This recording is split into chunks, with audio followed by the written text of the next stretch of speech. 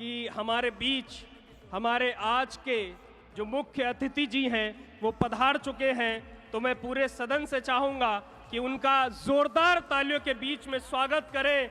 भारत सरकार के वरिष्ठ नेता, श्रम एवं रोजगार, युवा कार्यक्रम एवं खेल मंत्री माननीय डॉक्टर मनसुख मांडविया जी हमारे बीच में हैं। उनका पूरा सदन जोरदार तालियों के बीच में इस्तकबाल करेगा।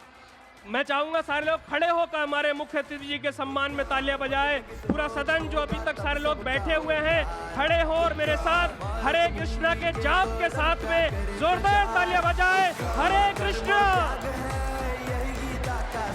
क्या कहने मिस्टर, आप लोगों की तालियां जोरदार होनी चाहिए। जोरदार। मैं तब से सुन रहा हूं कि यहाँ पर 15 से 20 हजार युवा बैठे हुए हैं, परंतु मैं आप सबकी ऊर्जा देखते हुए कह सकता हूं कि आज आप सिर्फ 15 से 20 हजार नहीं हैं, बल्कि आज इस उद्गार यूथ फेस्टिवल के अंदर पूरा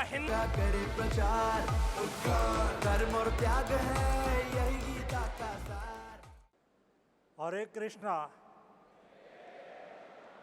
हरे कृष्णा, हरे कृष्णा, हरे कृष्णा। धन्यवाद।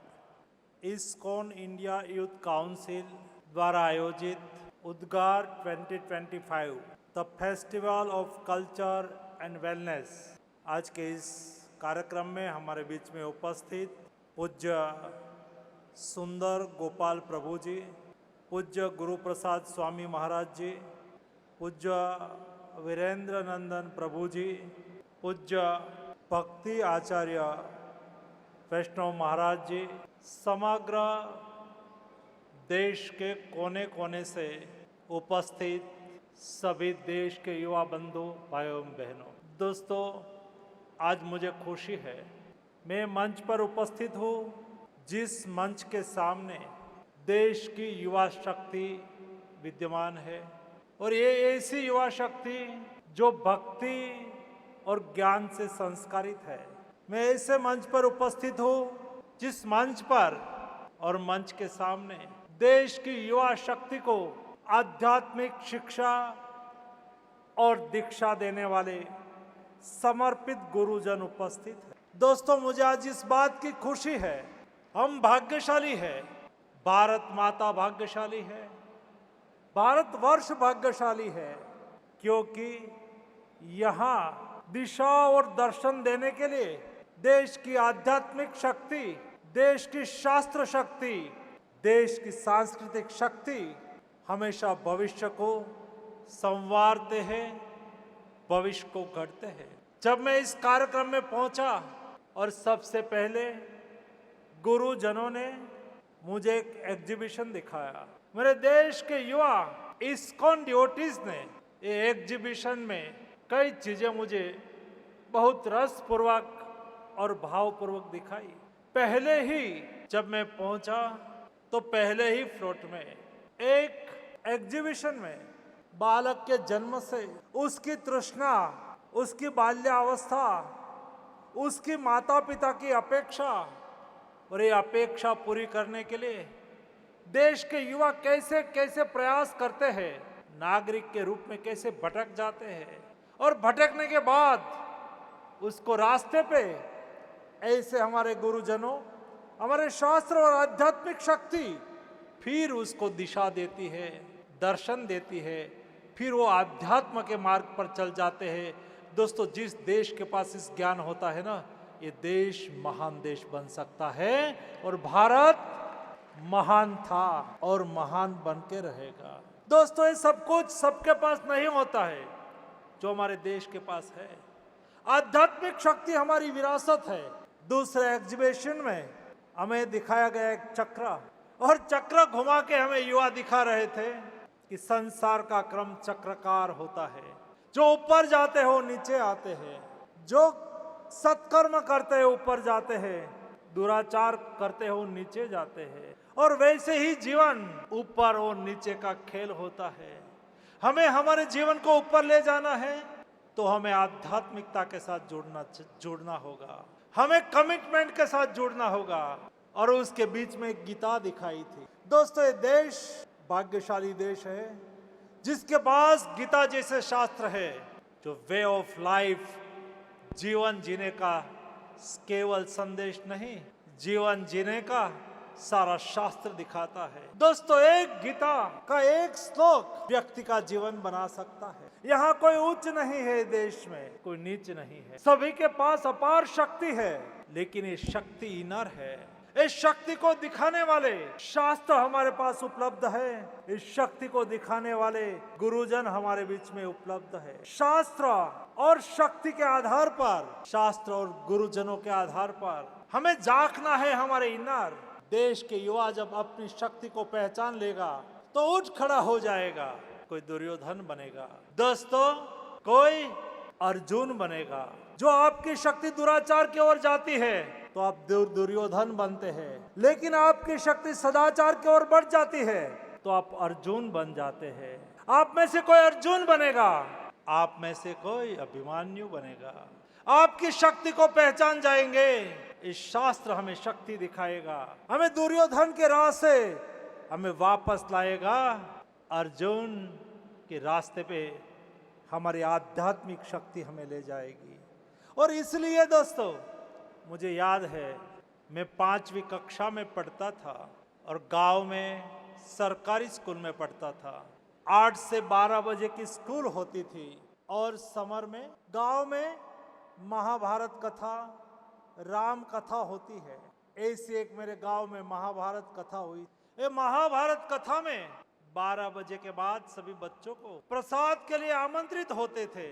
तो मैं 5वीं कक्षा में पढ़ने वाला मैं एक छोटे गांव में सामान्य किसान परिवार में पैदा हुआ मेरे जैसे युवा बच्चे के रूप में प्रसाद की लालच में मैं कथा में पहुंचा था और एक कथाकार कथा सुना रहा था और उसमें वो कर्म का सिद्धांत बता रहा था। कथाकार बता रहे थे, गीता ने कहा है कर्मण्येवाधिकारस्तेषु महाफलेषु कदाचन। युवा साथियों, वर्तमान में हम कहते हैं कि गुरु ने कहा है, कभी गलत नहीं कहते, हम गुरु पर विश्वास करते हैं। दोस्तों, महाभारत के युग में भगवान श्री कृष्ण ने कुछ बात कही है तो कभी गलत नहीं कहते। और महाभारत युग में भगवान श्री कृष्ण ने अर्जुन को कुरुक्षेत्र के मैदान में गीता के रूप में जो संदेश दिया, उस संदेश कभी गलत नहीं हो सकता। मैं सारी गीता को समझ पाया नहीं पाया, मुझे आज भी पता नहीं है, लेकिन ये बाल्यकाल में दोस्तों एक कथाकार ने कर्म का इस सिद्धांत समझाते हुए कहा था, कर्मण्येवाधिकारस्तेषु महाफलेषु कदाचनम। आप कमिटमेंट और डेडिकेशन के साथ बिना अपेक्षा से निष्काम कर्म करते चलो, सफलता मिलेगी ही मिलेगी। दोस्तों, ये बाल मानस पर मेरे माइंड में घुस गया। मैंने मेरे जीवन में कठिन परिश्रम करना चालू करा।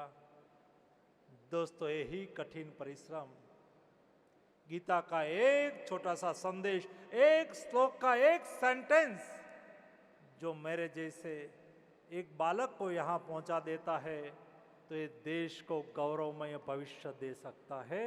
ये ताकत हमारे शास्त्रों में है।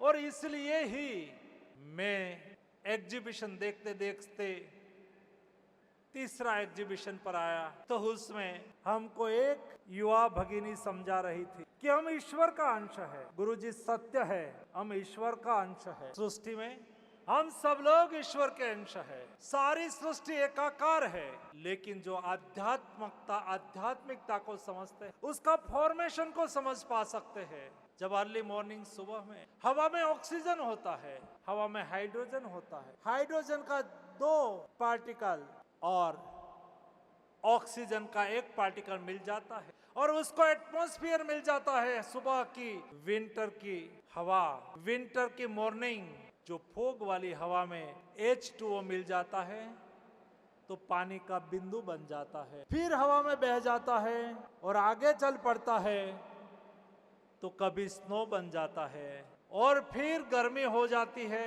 पिघल जाता है, फिर H2O हो जाता है। दोस्तों, जिंदगी का ये स्वरूप है, लेकिन हम ईश्वर का एक अंश है। और जो ईश्वर में शक्ति है, इस शक्ति की युवा के रूप में हम उपासना करें, तो हम शक्तिशाली बन सकते हैं। और इस शक्ति का उपयोग हम कैसे करें, हमारे शास्त्रों में बताते हैं। आगे के फ्लोट में दिखाया गया था, वसुधैव कुटुंबकम, सारा संसार हमारा परिवार है। और दोस्तों, यही देश की फिलॉसफी है, यही हमारी संस्कार की थ्योरी है। इस संस्कार के आधार पर दोस्तों हम हमारे जीवन बनाए। मैं मानता हूं कि मेरे देश के युवा अपने शक्ति को पहचाने और मोदी जी ने 2047 में विकसित भारत की परिकल्पना रखी। हमें देश को डेवलप्ड कंट्री बनाना है। देश को विकसित बनाने के, डेवलप बनाने के लिए हम देश के हर नागरिक एक साथ में, देश के 65% पॉपुलेशन बिलो 35 है। मेरे देश के हर युवा एक बार ठान ले कि हमें देश में तंदुरुस्त समाज का निर्माण करना है और तंदुरुस्त समाज के आधार पर समृद्ध राष्ट्र का निर्माण करना। समृद्ध राष्ट्र का निर्माण करने के लिए देश के नागरिक स्वस्थ और समृद्ध हो बहुत आवश्यक है। नागरिक को समृद्ध करने के लिए नागरिक आध्यात्मिकता की ओर आगे बढ़े, संसार को समझे, अपनी शक्ति को पहचाने। दोस्तों, अपने जीवन को और समृद्ध करने के लिए नशा से मुक्ति पाए, देश के हर युवा नशा मुक्त बने, तंदुरुस्त रहे, फिट रहे। नागरिक फिट होगा, समाज तंदुरुस्त रहेगा, तंदुरुस्त समाज विकसित भारत का निर्माण कर पाएगा। इसलिए दोस्तों, आज इस मंच से मैं आपको धन्यवाद देना चाहता हूँ। 15,000 से अधिक युवा साथी स्वयं तो व्यसन मुक्त बनेंगे, लेकिन समाज को व्यसन मुक्त बनाने का संदेश लेके यहाँ से जाएंगे। दोस्तों, नहीं केवल आप राष्ट्र का काम कर रहे हैं, आप समाज निर्माण में भी आपका दायित्व अदा करने की दिशा में गुरुजियों की आज्ञा के अनुसार आगे बढ़ रहे हैं। आप सबको मैं हार्दिक शुभकामनाएं देता हूँ। आपके उज्जवल भविष्य के लिए कामना करता हूँ। समृद्ध भारत में, विकसित भारत में नशा मुक्त अभियान के द्वारा आप आपका कंट्रीब्यूशन करें, ऐसी अपेक्षा रखता हूँ। आप सबको मेरी ओर से हार्दिक शुभकामना। सभी गुरुजनों को मेरा नमन, वंदन, अभिनंदन, धन्यवाद।